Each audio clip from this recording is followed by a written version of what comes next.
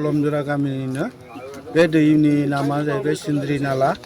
बे सिन्द्रि नालाया नैबे बान्दो बायफ्लंनाया ओरैबायदि खस्थ' होयो जोंखौ एकदम बोसोर बोसोर डिस्टार्ब बोसोर लोमजोबो कुनु न'खरसे बाद गैया जेनेबा 150 घरसो दं बे 150 घरा एकदम न'खरसेबो बाद थाया लोमजोबो।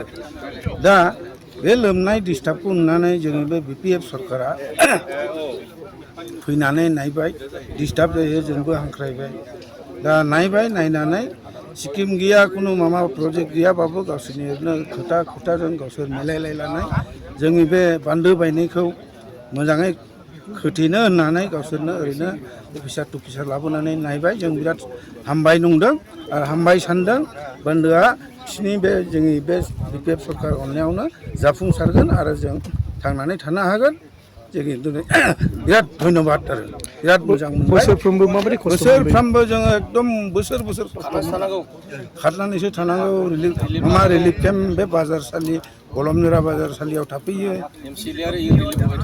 जोंनो रिलिफ सम होफैयो MCLA मोनहा सिमोनबो होफैदों। जेलानो बिहरदों होमबानो होफैदों।